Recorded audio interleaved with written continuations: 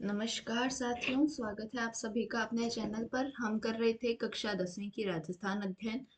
तो जिसके अंदर हम पढ़ रहे हैं क्या, पर्यटन स्थल। तो बिना देरी किए हम शुरू करते हैं। हमने इस चैप्टर के हैं जो 2 पार्ट ऑलरेडी डाल दिए हैं प्लेलिस्ट में, आप देख लीजिए। ये आज तीसरा पार्ट है। तो आज वीडियो चाहे कितनी भी लंबी हो, हम ये चैप्टर आज पूरा ही करेंगे, चाहे कितनी भी लंबी हो। तो एंड तक साथ में रुके रहिए और शुरू करते हैं अपने।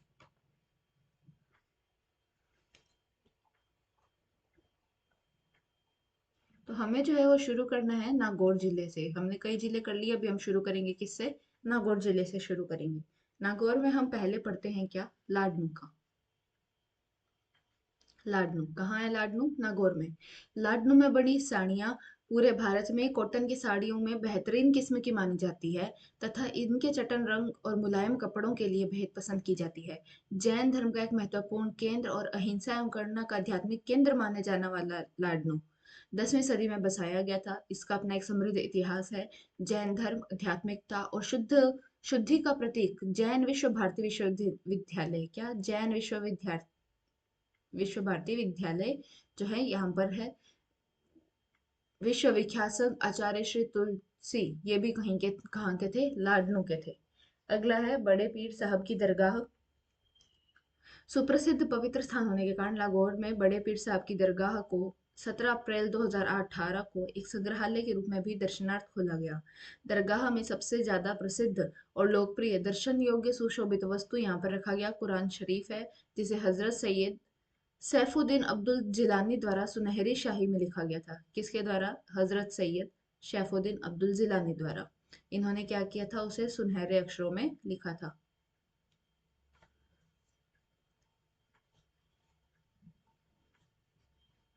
इसके साथ ही उनकी छड़ी और पगड़ी भी यहाँ दर्शनीय है। यहाँ पर दर्शक पुराने भारतीय सिक्के जो कि सन 1805 के हैं देख सकते हैं, और साथ ही अब्राहम लिंकन की छवि के साथ अमेरिकन सिक्के भी यहाँ देखे जा सकते हैं। तो बड़े पीर साहब की दरगाह नागौर के अंदर हम क्या क्या देखते हैं कि पहली बात तो ये कि इस दरगाह को संग्रहालय कब बना दिया गया? 17 अप्रैल 2018 8 को इसे संग्रहालय बना दिया गया।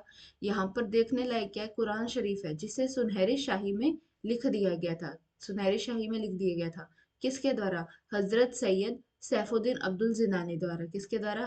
हजरत सैयद सैफुद्दीन अब्दुल जिलानी द्वारा। यहाँ पर और क्या, उनकी छड़ी पगड़ी है। 1805 के यहाँ पे सिक्के देखने को मिल जाते हैं, और अमेरिकन सिक्कन भी है जिसमें अब्राहम लिंकन की भी छवि भी है। आगे हम पढ़ते हैं क्या, झोरडा। झोरडा कहाँ है? नागौर के अंदर है। नागौर तहसील में से झोरडा एक छोटा गांव है। प्रसिद्ध सूफी संत बाबा हरिराम की जन्मस्थली है। किसकी? बाबा हरिराम की जन्मस्थली कौन सी है? झोरडा। प्रत्येक वर्ष हिंदी माह की भाद्रपद की चतुर्थी और पंचमी, और इंग्लिश में देखा जाए तो जनवरी फरवरी, इस मंथ के अंदर भाद्रपद की चतुर्थी और पंचमी के अवसर पर झोरडा में लगभग 1-2 लाख श्रद्धालु आते हैं। यहाँ आने वाले लोगों में दिल्ली, हरियाणा, पंजाब, राजस्थान, यूपी सभी जगह के लोग यहाँ गांव में प्रत्येक वर्ष होने वाले बड़े सालाना मेले में आते हैं। इस गांव में बाबा हरिराम जी का मंदिर होने के साथ ही इन संत के जीवन से संबंधित बहुत सारे स्मरणीय और दर्शन करने योग्य वस्तुएं रखी हुई है। तो हमने झोरडा के अंदर क्या पढ़ा? ये किससे संबंधित है? ये संबंधित है बाबा हरिराम जी से। यहाँ पर मेला कब लगता है? वार्षिक मेला लगता है भाद्रपद की चतुर्थी और पंचमी को। कब? भाद्रपद की चतुर्थी और पंचमी को यहाँ पे जो है वार्षिक मेला लगता है। और इंग्लिश मंथ देखा जाए तो कौन सा मंथ हुआ? जनवरी फरवरी में। ठीक है। यहाँ पे लोग कौन कौन से राज्य से आते हैं? तो एक तो दिल्ली, हरियाणा, पंजाब, राजस्थान, यूपी, यहाँ से आते हैं। आगे चलते हैं। आगे हमारा जिला शुरू हो रहा है पाली। कौन सा जिला है? पाली। रणकपुर जैन मंदिर। प्राकृतिक सौंदर्य के बीच घाटियों से घिरा यह भव्य मंदिर जैन समुदाय के लिए बड़ा तीर्थ स्थल है। किसके लिए है? जैन समुदाय के लिए। हीरे जैसे चमकते हुए तराशे गए यह मंदिर अलौकिक, अद्भुत और अद्वितीय है। यह जैन व्यापारी के पास दिव्य दृष्टि होने की मान्यता के बाद 15वीं शताब्दी में निर्मित कब किया गया। रणकपुर जैन मंदिर आदिनाथ को समर्पित है। शासक राज्य के शासक राणा कुंभा ने इस मंदिर के निर्माण को प्रोत्साहन दिया। उल्लेखनीय है कि यह अनेक मंदिरों का एक परिसर है, न कि मात्र एक मंदिर। वापस पढ़ते हैं। इसमें क्या दिया बुक में? रणकपुर जैन मंदिर में किस किस से संबंधित है? जैन समुदाय से संबंधित है, 15वीं शताब्दी में बना था, किसे समर्पित है? आदिनाथ को समर्पित है। और जो राजा राणा कुंभा थे, उन्होंने इस मंदिर के निर्माण को प्रोत्साहन दिया था। रणकपुर जैन मंदिर में हम पढ़ते हैं कि यहाँ पर जो है 1444 खंबे हैं, तो ये अपने 1444 खंबों के लिए भी प्रसिद्ध है। अगला हम पढ़ेंगे क्या, जवाई बांध। जवाई बांध लूणी की सहायक नदी जवाई किस पर किसकी सहायक नदी है, लूणी की सहायक नदी है जवाई पर निर्मित जवाई बांध का निर्माण जोधपुर के महाराजा उमेद सिंह ने करवाया था। किसने निर्माण करवाया है, जोधपुर के महाराजा ने करवाया है। कौन थे राजा, उमेद सिंह। यह पश्चिमी राजस्थान का सबसे बड़ा बांध माना जाता है। जोधपुर शहर और आसपास पड़ोस गांव के लिए पानी का एक प्राथमिक स्रोत के अलावा सर्दियों में जवाई बांध प्रवासी पक्षियों, तेंदुओं और मगरमच्छों के लिए स्वर्ग है। तो इसे क्या है, ये पश्चिम राजस्थान का सबसे बड़ा बांध माना जाता है। और इसे क्या कहा जाता है, इसे कहा जाता है पश्चिम राजस्थान का अमृत सरोवर। इसे पश्चिम राजस्थान का अमृत सरोवर कहा जाता है। आगे हम चलेंगे बीकानेर में। बीकाणु, तो शुरू करते हैं। बीकानेर में पहला है हमारा देशनोक। देशनोक मंदिर है किनका, करणी माता का मंदिर है। दुनिया भर में चूहों के लिए अपनी पहचान बनाने वाला मंदिर देशनोक से 30 किलोमीटर की दूरी पर है, देशनोक गांव में। यह पर्यटकों में टेम्पल ऑफ रैट्स, क्यों यहाँ पर काफी रैट्स मिलते हैं, चूहे मिलते हैं, इन्हें चूहे नहीं कहा जाता है, पर इसे क्या कहा जाता है, टेम्पल ऑफ रैट्स कहा जाता है इस मंदिर को। एक किंवदंती के अनुसार करणी माता के सौतेले बेटे लक्ष्मण के तालाब में डूबने से मृत्यु हो गई। करणी माता ने यमराज से उन्हें जीवित करने के लिए प्रार्थना की, यमराज ने मना कर दिया। इस शर्त पर मान गए कि उस दिन के बाद लक्ष्मण तथा करणी माता के सभी वंशज चूहे के रूप में जिंदा रहेंगे। हजारों चूहों को पवित्र मानकर मंदिर में भक्त लोग लड्डू और दूध की बड़ी परातें चढ़ाते हैं, जिन्हें चूहे खाते हुए पीते हैं। गर्भगृह में करणी माता की मूर्ति स्थापित है। करणी माता का मंदिर का द्वार सफेद संगमरमर से बनी एक सुंदर संरचना है। दूर दूर से पर्यटक इस मंदिर को देखने आते हैं, नए दूल्हा दुल्हन यहाँ पे आशीर्वाद के लिए आते हैं। यहाँ पे एक महोत्सव होता है करणी माता मंदिर में। कौन सा महोत्सव होता है, जिसे कहते हैं चननी चरी। चननी चरी महोत्सव, ये होता है करणी माता मंदिर में। और यहाँ पे जो सफेद चूहे होते हैं ना, उन्हें कहा जाता है काबा या काबे। सफेद चूहों को क्या कहा जाता है, काबे कहा जाता है। अगला है राजस्थान राज्य अभिलेखागार। राजस्थान राज्य अभिलेखागार शिक्षाविद एवं शोधकर्ता का यहाँ जमावड़ा रहता है। यहाँ संरक्षित प्राचीन प्रशासनिक रिकॉर्ड जो कि मुगल काल के समय के भी हैं, जिनमें अरबी फारसी के फरमान, निशान और हस्तलिखित ग्रंथ भी शामिल है, इस अभिलेखागार में संरक्षित व सुरक्षित रखे हैं। राजस्थान के लगभग सभी रियासतों के शासनकाल के दौरान किए गए कार्यों व जारी किए गए आदेशों के रिकॉर्ड भी यहाँ मिल सकते हैं। बीकानेर का यह अभिलेखागार अत्यंत असाधारण तथा महत्वपूर्ण है। ठीक है, अगला है अपना जूनागढ़ किला।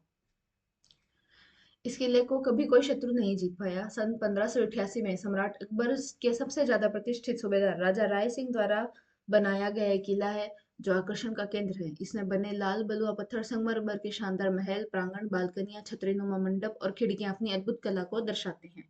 तो बनवाया किसने है ये मंदिर, राजा राय सिंह ने बनवाया। और बनवाया कब है, 1588 के अंदर बनवाया है।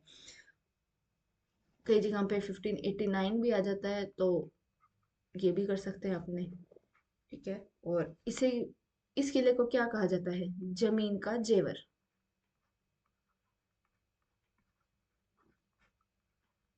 जमीन का जेवर कहा जाता है, या फिर इसे कहा जाता है राती घाटी का किला। ठीक है, आगे चलते हैं लालगढ़ पैलेस और म्यूजियम। महाराजा गंगा सिंह ने, किसने, महाराजा गंगा सिंह ने 1902 में इस भव्य राजमहल का निर्माण करवाया। अपने स्वर्गीय पिता महाराजा लाल सिंह की स्मृति में करवाया था। किसकी स्मृति में, अपने पिता महाराजा लाल सिंह की स्मृति में निर्माण करवाया है महाराजा गंगा सिंह ने 1902 में। इसकी वास्तुशिल्प की रूपरेखा की अवधारणा एक अंग्रेज वास्तुविद सर स्विंटन जैकब द्वारा की गई थी। किसके द्वारा, सर स्विंटन जैकब द्वारा की गई थी। यह महल पूरी तरह से लाल बलुआ पत्थर से निर्मित किया गया है तथा राजपूताना, इस्लामी और यूरोपीय वास्तुकला के मिश्रण से इसे मूर्त रूप प्रदान किया गया। कौन कौन सी शैलियां हैं, राजपूताना, इस्लामी और यूरोपीय शैलियां हैं। वर्तमान में इस पैलेस को हेरिटेज होटल में परिवर्तित कर दिया गया है। कुछ हिस्सा बीकानेर के राज परिवार के निवास के रूप में है। इसी पैलेस के हिस्से में श्री शार्दुल म्यूजियम भी है। कौन सा म्यूजियम है, श्री शार्दुल म्यूजियम है। बनवाया किसने है ये, महाराजा गंगा सिंह ने बनवाया है। किसकी याद में, अपने पिता महाराज लाल सिंह की स्मृति में बनवाया है। अगला है कोलायत। हिंदुओं का महत्वपूर्ण तीर्थ स्थान जहाँ हर साल दूर दूर से श्रद्धालु मंदिर में दर्शन को आते हैं। कोलायत एक पवित्र झील है। सॉरी। कोलायत एक पवित्र झील है। बीकानेर से करीब 50 किलोमीटर की दूरी पर है। यहाँ का इतिहास सांख्य योग के प्रणेता कपिल मुनि की कहानी सुनाता है। किसके प्रणेता है? सांख्य योग के प्रणेता है कौन? कपिल मुनि। तो किससे संबंधित है कोलायत झील? कपिल मुनि से संबंधित है।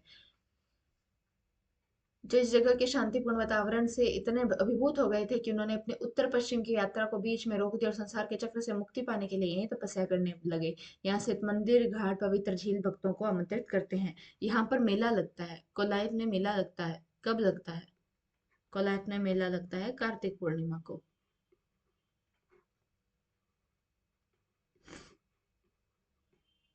अगला है कतरियासर। जयपुर रोड पर है। इस गांव का ग्रामीण और सांस्कृतिक जीवन बड़ा समृद्ध है। कतरियासर में बालू, रेत के टीले और उन पर ढलती शाम में सूरज की रोशनी देखकर लगता है पूरी धरती पर सोना बिखरा पड़ा हो। यहाँ पर्यटक भारी संख्या में आते हैं तथा रेत धुरों पर जसनाथ जी का अग्नि नृत्य देखकर मंत्रमुग्ध हो जाते हैं। तो ये अग्नि नृत्य जसनाथ जी का है और कौन सा संप्रदाय का है?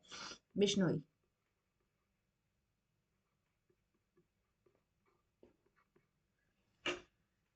और जब ये अग्नि नृत्य करते हैं ना, तब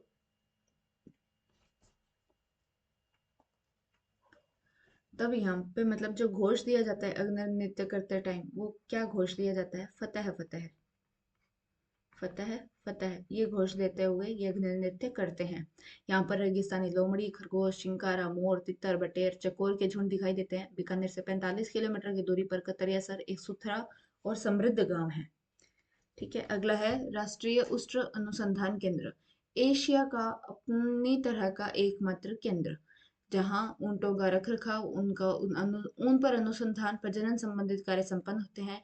शहर से 8 किलोमीटर दूर केंद्र 2000 एकड़ से अधिक भूमि पर बना है तथा इसका संचालन भारत सरकार द्वारा किया जाता है। और ये है कहाँ पर? बीकानेर में। कहाँ पढ़ रहे हैं हम? बीकानेर पढ़ रहे हैं। अगला है राजसमंद। राजसमंद में हम पहले क्या पढ़ेंगे? कुंभलगढ़। मेवात के सशक्त, प्रबल और प्रसिद्ध योद्धा राणा प्रताप की जन्मस्थली है। उदयपुर से उत्तर की तरफ लगभग 84 किलोमीटर की दूरी पर जंगलों के बीच मेवाड़ में चित्तौड़गढ़ के बाद दूसरा सर्वाधिक महत्वपूर्ण गढ़ है कुंभलगढ़। राणा कुंभा द्वारा 15वीं शताब्दी में बनवाया गया था। यह किला अरावली के पहाड़ियों की गोद में बसा है। मेवाड़ के शत्रुओं से बचाने के लिए, सुरक्षित रखने के लिए इस किले की मुख्य भूमिका रही है। जब बनवीर ने विक्रमादित्य की हत्या कर दी, चित्तौड़ किले पर कब्जा कर लिया, तो मेवाड़ के महाराणा उदय सिंह का उनके बाल्यकाल में इसी किले में पनाह दी थी। महाराणा प्रताप की जन्मस्थली होने के कारण लोगों की भावना इस किले से जुड़ी है। कुंभलगढ़ का किला अत्यंत सुंदर विहंगम दृश्य प्रस्तुत करता है। किले की दीवारें इतनी मजबूत थी और इतनी चौड़ी थी कि 8 घुड़सवार एक साथ इस पर चल सकते थे। लगभग 36 किलोमीटर के क्षेत्र में फैली हुई है। 19वीं सदी में महाराणा फतेह सिंह द्वारा इसका नवीनीकरण किया गया था। नवीनीकरण किसने किया है? महाराणा फतेह सिंह ने किया है। रिपीट करते हैं इसको कि किसकी जन्मस्थली है? राणा प्रताप की जन्मस्थली है। किसकी जन्मस्थली है? राणा प्रताप की जन्मस्थली है। और कुंभा द्वारा इसका निर्माण किया गया था 15वीं शताब्दी में। बनवीर ने जब विक्रमादित्य राजा की हत्या कर दी, तो जो उदय सिंह है उनका बाल्यकाल कहाँ बीता था? इस कुंभलगढ़ किले में ही बीता था। और जो इसका दीवारें हैं वो इतनी चौड़ी है कि इसके ऊपर 8 घुड़सवार जो हैं एक साथ में चल सकते हैं, 8 घुड़सवार।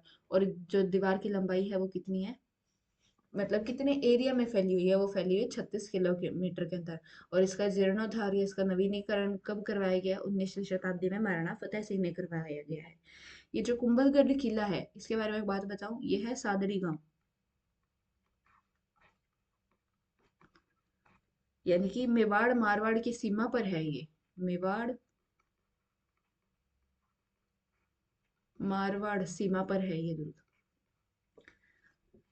ये जो हम पढ़ रहे हैं, महाराणा प्रताप का जन्म हुआ था, ये हुआ था कटारगढ़ के बादल महल में। कटारगढ़ के बादल महल में। कुंभलगढ़ किला जो है इसके अंदर है कटारगढ़ का बादल महल। यहाँ पर हुआ था महाराणा प्रताप का जन्म। और जो कर्नल टोड हम पढ़ते हैं, टोड, उसने इसकी वास्तुकला को या फिर इसको कंपेयर किसने किया था? इसने कंपेयर किया था एट्रस्कन से। एट्रस्कन वास्तु से इसका जो है कंपैरिजन किया था, किसका? कुंभलगढ़ दुर्ग का कंपैरिजन किया था। आगे चलते हैं, आगे हमारा है राजसमंद झील। विश्व युद्ध के दौरान राजसमंद झील को लगभग 6 वर्षों तक इंपीरियल एयरवेज द्वारा समुद्री विमान आधार के रूप में उपयोग में लिया जाता था। किस झील का यूज हुआ था विश्व युद्ध के दौरान 6 वर्षों तक यूज हुआ था राजसमंद झील का? किसके हिसाब से? एयरबेस के हिसाब से। राजसमंद झील को राजस्थान में सबसे पुराने राहत कार्यों में से एक माना जाता है। इस कार्य के लिए उस समय लगभग 40 लाख रुपए खर्च किए गए थे। इस झील की परिधि है 22.5 स्क्वायर किलोमीटर, गहराई है 30 फीट, जल ग्रहण क्षेत्र तालाब है लगभग 524 स्क्वायर किलोमीटर। इतनी लंबाई चौड़ी परिधि में फैले होने के बावजूद भी ये माना जाता है कि यह झील भीषण तथा व्यापक रूप से फैले सूखे के समय में सूख जाया करती है। जैसे कि 2000 में सूखा पड़ा था, तो एक विशाल घाटी की सूखी की तरह दरारों भरे कीचड़ के समान बन गई थी ये राजसमंद झील। राजसमंद झील के किनारे राज प्रशस्ति है, 9 चौकीपाल है, 9 चौकीपाल है, राज प्रशस्ति है। अब ये राज प्रशस्ति लिखवाई लिखी किसने है? लिखी है रणछोड़ भट्ट ने। रणछोड़ भट्ट ने। और भाषा कौन सी है इसकी? संस्कृत है। उस समय राजा कौन थे?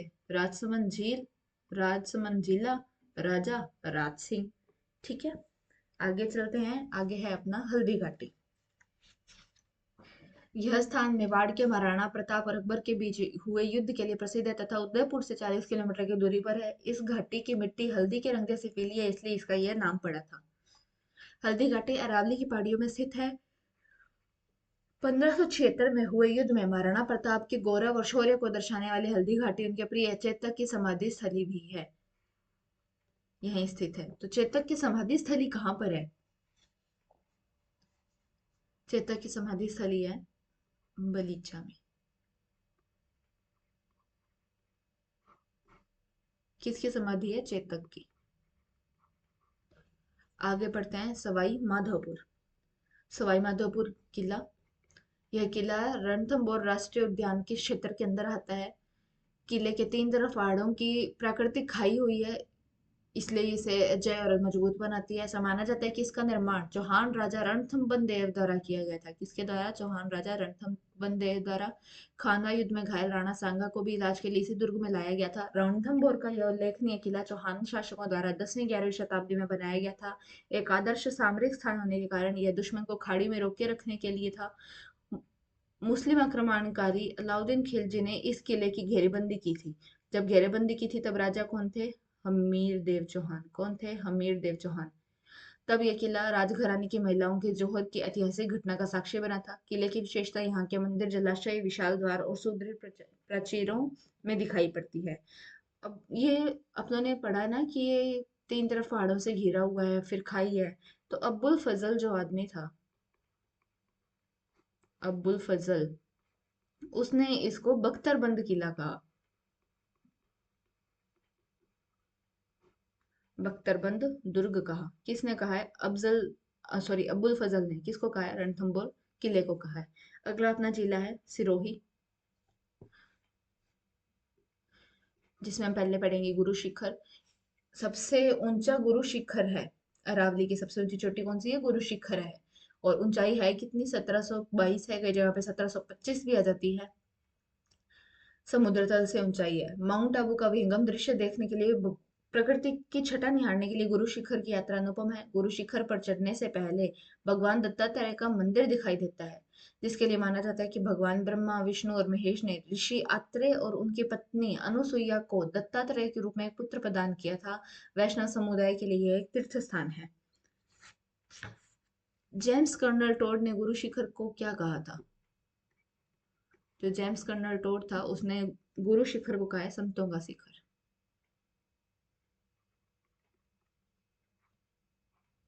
संतों का शिखर किसने कहा है? जेम्स कर्नल टोड ने कहा है। किसको कहा है? गुरु शिखर को कहा है। अगला है अपना दिलवाड़ा जैन मंदिर। दिलवाड़ा जैन मंदिर की शैली कौन सी है? इसकी शैली है सोलंकी शैली।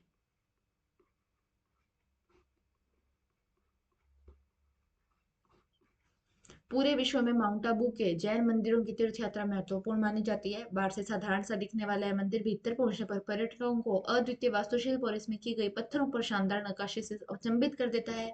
इसकी आंतरिक सज्जा में कलाकारों की बेहतरीन कारीगरी दिखाई पड़ती है। इस मंदिर को 12वीं-13वीं शताब्दी में बनवाया गया था तथा इसकी छतों, मेहराब और खंभों पर की गई कारीगरी को देखकर पर्यटक थके से रह जाते हैं। दिलवाड़ा के मंदिरों की अपरिभाषित सुंदरता और मंदिर के आसपास का हरियाली से भरपूर शांत वातावरण लाजवाब है। अगला हम पढ़ेंगे क्या, नक्की झील। माउंट आबू के मध्य स्थित नक्की झील भारत की पहली मानव निर्मित झील है। भारत की पहली मानव निर्मित झील कौन सी है? नक्की झील है। लगभग 80 फुट गहरी, 1 चौथाई मील चौड़ी इस झील को देखे बिना माउंट आबू की यात्रा पूरी नहीं मानी जाती। कई किंवदंतियों में से एक किंवदंती यह है कि इस झील को देवताओं ने अपने नाखूनों से खोद कर बनाया था। क्या किंवदंती है कि इस झील को देवताओं ने अपने नाखूनों से खोदकर बनाया था, इसलिए इसका नाम नक्की या नख यानी नाखून झील पड़ा। नक्की झील के पास सन 1948 में स्वर्गवासी महात्मा गांधी के अस्थियों का कुछ अंश भी प्रवाहित किया गया था, जिसके बाद गांधी घाट का निर्माण किया गया। प्रकृति प्रेमियों और फोटोग्राफ्स के लिए नक्की झील साफ सुथरा नीला पानी, हरी भरी वादियां और चारों तरफ प्राकृतिक छटा, रूमानी कल्पित तथा अद्भुत अंश स्वप्निल और तृप्त करने वाले तथा इस आकर्षण भरे स्थल को देखने को बाध्य करती है। एक तो यहाँ पर हमने पढ़ा कि महात्मा गांधी की कुछ अस्थियों का अंश यहाँ पर प्रवाहित किया गया, लेकिन ये जो यहाँ पे गरासिया समुदाय है, कौन सा समुदाय? गरासिया, वो यहाँ पर अपनी अस्थियां विसर्जन करते हैं। उनकी अस्थि विसर्जन का स्थल कौन सा है? नक्की झील है। और ये भारत की पहली मानव निर्मित झील है। इसके लिए किंवदंती है कि भगवान देवताओं ने इसे अपने नाखूनों से खोद कर बनवाया था। अगला अपना जो जिला शुरू हो रहा है, वो जिला शुरू हो रहा है टोंक। टोंक में हम सबसे पहले पढ़ रहे हैं बिसलपुर बांध। बिसलपुर बांध राजस्थान राज्य की राजधानी जयपुर के लिए जीवनदायिनी के रूप में पहचान बनाने वाला बिसलपुर बांध। किसके लिए? जयपुर के लिए जीवनदायिनी रूप में पहचान बनाने वाला कौन सा बांध है? बिसलपुर बांध एक गुरुत्व बांध है जो बनास नदी पर निर्मित है। बिसलपुर बांध कौन सी नदी पर है? बनास नदी पर निर्मित है। यह राजस्थान के टोंक जिले के देवली कस्बे में है, और कस्बा कौन सा है इसका? देवली कस्बे के अंदर है। इस बांध का निर्माण 1999 में पूरा हुआ। बांध का निर्माण कब पूरा हुआ? 1999 में पूरा हुआ तथा तभी से बांध राज्य के कई क्षेत्रों में पानी सप्लाई के लिए महत्वपूर्ण है। 3 जिलों के अंदर मेन है। कौन से जिले हैं? जयपुर, अजमेर और टोंक। तो हम इसके लिए ट्रिक क्या करते हैं? 20 20 जाट। तो 20 है तो हमने कर लिया क्या? बिसलपुर बांध, जे से जयपुर, ए से अजमेर, टी से टोंक, तो 20 जाट। बिसलपुर बांध, जयपुर, अजमेर, टोंक। फिर आगे अपने पढ़ते हैं क्या? सुनहरी कोठी। टोंक का मुख्य आकर्षण 19वीं सदी की सुनहरी कोठी या गोल्डन मेंशन है, जो नजरबाग रोड पर एक बड़ा कुआं के पास है। इमारत अपने बाहरी स्वरूप से साधारण लगती है, लेकिन इसके आंतरिक भाग की बहुरंगी स्वर्ण रंगों की शाही झलक इसके नाम से मेल खाती है। शीश महल या सुनहरी कोठी का शीशे से शोभायमान कमरा मीनाकारी कार्य से सर्वोत्कृष्ट नमूनों के साथ अद्भुत ग्लास और फूलों के अलंकरण की कारीगरी मंत्रमुग्ध करती है। 7 मार्च 1996 को राजस्थान सरकार द्वारा सुनहरी कोठी को एक महत्वपूर्ण ऐतिहासिक स्मारक घोषित किया गया। अगला है डिग्गी कल्याण जी मंदिर। डिग्गी कल्याण जी मंदिर 5600 वर्ष पूर्व सबसे पुराना मंदिर, पूजनीय हिंदू मंदिरों में से एक है। श्री डिग्गी कल्याण जी का मंदिर कहाँ पर है? हम पढ़ रहे हैं क्या? टोंक में। भगवान विष्णु के अवतार श्री कल्याण जी को माना जाता है। कल्याण जी को किसका अवतार माना जाता है? भगवान विष्णु को। जब हम डिग्गी कल्याण जी पढ़ रहे हैं ना, तो ये कल्याण जी किसका अवतार माना जा रहा है? भगवान विष्णु जी का। पूरे देश से लोग यहाँ अपने दुखों से मुक्ति और देवता के आशीर्वाद के लिए आते हैं। प्राचीन काल की शिल्प कौशल की गवाही देता है मंदिर। टोंक से 60 किलोमीटर की दूरी पर है। शिखर जो है इसका, उसका 16 स्तंभों पर है। निर्माण किसने करवाया था? इस मंदिर का निर्माण किसने करवाया था? निर्माण करवाया संग्राम सिंह। ठीक है, निर्माण किसने करवाया? संग्राम सिंह ने करवाया। यहाँ पर मेला लगता है। तो मेला कब लगता है? मेला लगता है श्रावण अमावस्या को। श्रावण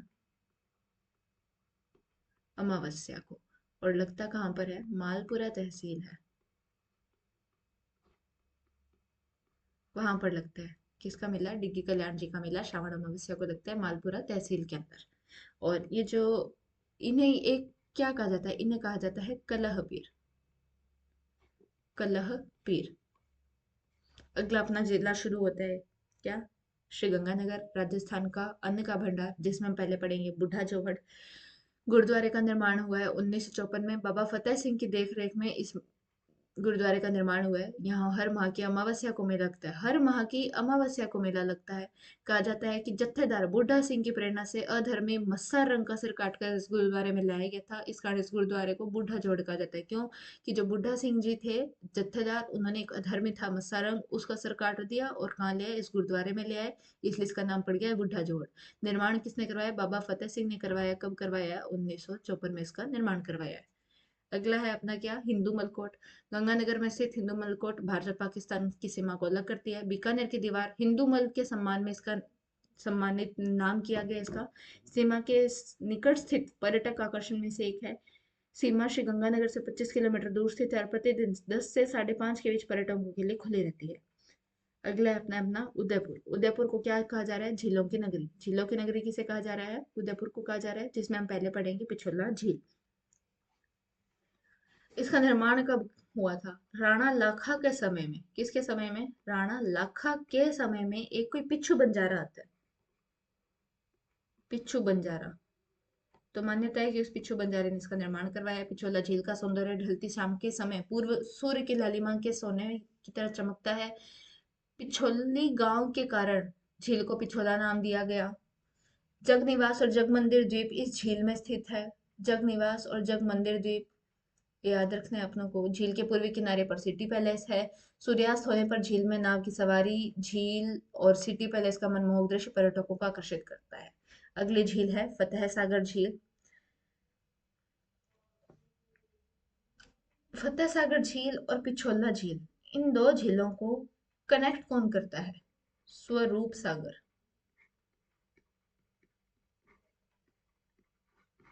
स्वरूप सागर झील जो है वो पिछोला झील और फतेह सागर झील को कनेक्ट करती है। पिछोला के उत्तर में पहाड़ों और वन संपदा के किनारे स्थित यह रमणीय स्थल एक नहर द्वारा पिछोला झील से जुड़ी एक कृत्रिम झील है। ये कैसी झील है? कृत्रिम झील है। और जो मैंने नहर बताई है वो कौन सी नहर है? स्वरूप सागर है, जो कि पिछोला और फतेह सागर झील को जोड़ रही है। झील के मध्य सुंदर नेहरू गार्डन के साथ एक द्वीप उदयपुर की सौर वेधशाला भी है।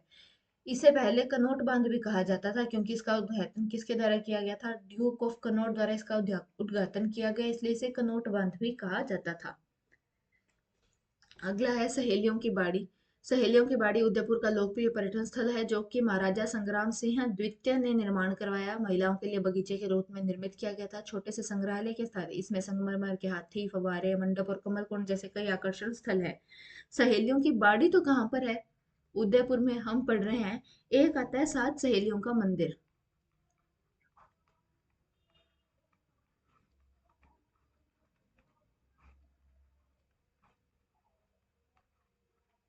सात सहेलियों का मंदिर, ये कहाँ पर है? झालरा पाटन में। झालरा पाटन यानी कि झालावाड़ में है। ठीक है। सहेलियों का बाड़ी है कहाँ पे? उदयपुर में है। सात सहेलियों का मंदिर कहाँ है? झालरा पाटन के अंदर है। सहेलियों की बाड़ी का निर्माण किसने करवाया है? महाराजा संग्राम सिंह द्वितीय। महाराजा संग्राम सिंह द्वितीय के टाइम का एक चित्र है क्या? कलीला दमना। कलीला दमना चित्र। ये चित्र काफी फेमस है, डायरेक्ट क्वेश्चन आ जाता है इससे रिलेटेड। अगला है भारतीय लोक कला मंडल। भारतीय लोक कला मंडल उदयपुर का एक सांस्कृतिक संस्थान है, जो राजस्थान, गुजरात और मध्य प्रदेश की संस्कृति, त्योहारों, लोक कला और लोकगीत के लिए समर्पित है। लोक संस्कृति के प्रचार के अलावा ये एक संग्रहालय भी है, जो राजस्थानी संस्कृति के विभिन्न स्वरूपों पर लोक कलाकृतियों का प्रदर्शन करता है। इससे संबंधित व्यक्ति पूछे जाए तो कौन है? देवीलाल सामर। कौन?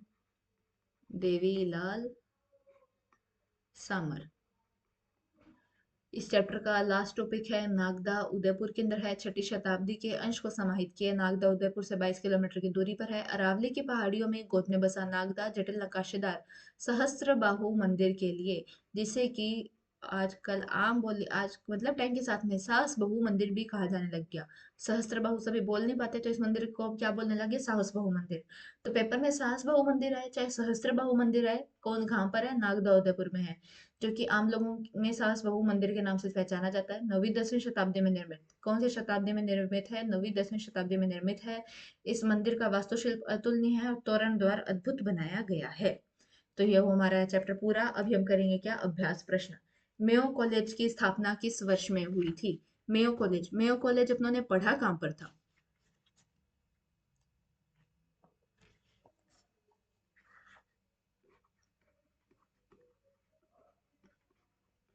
और इसकी स्थापना कब हुई है? मेयो कॉलेज की स्थापना हुई है कब? 1875 के अंदर हुई है।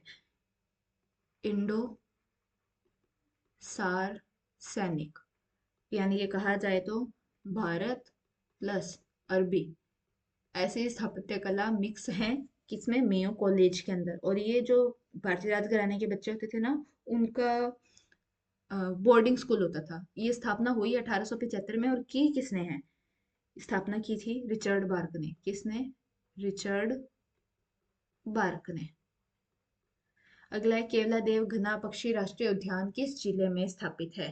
केवला देव घना पक्षी राष्ट्रीय उद्यान भरतपुर में है, धौलपुर में है, बूंदी में है, सवाई माधोपुर में है। तो इसका आंसर क्या होगा? भरतपुर के अंदर है। किस गढ़ के लिए जेम्स टोड ने कहा था कि यदि उन्हें राजस्थान की एक जागीर की पेशकश की जाए तो वे इस गढ़ को चुनेंगे? क्या प्रश्न है? किस गढ़ के लिए जेम्स टोड ने कहा था कि यदि उन्हें राजस्थान में एक जागीर पेश की जाए तो वे इस गढ़ को चुनेंगे? तो ये बात कही थी उन्होंने भैंसरोडगढ़। भैंसरोडगढ़ किले के लिए उन्होंने ये बात की थी। और भैंसरोडगढ़ कहाँ पर है? रावत भाटा चित्तौड़गढ़ के पास में है। फिर अगला अपना जो प्रश्न है, अगला प्रश्न है, हवा महल का निर्माण किसने करवाया गया था? तो हवा महल का निर्माण किसने कराया? प्रताप सिंह ने, जय सिंह ने, मान सिंह ने, ईश्वरी सिंह ने। तो किसने निर्माण करवाया था? महाराजा प्रताप सिंह ने करवाया था। कब? 1799 में इसका निर्माण करवाया था। फिर है, श्रद्धा नाथ जी का आश्रम कहाँ स्थित है? कहाँ स्थित है श्रद्धा नाथ जी का आश्रम? सीकर में, चूरू में, नागौर में, अलवर में?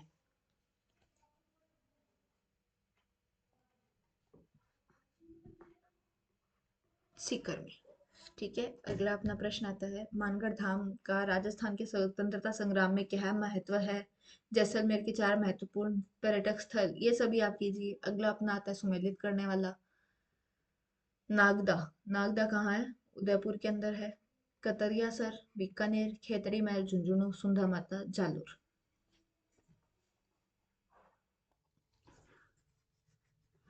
राष्ट्रीय अनुसंधान केंद्र, उष्ट अनुसंधान केंद्र कहाँ पर है?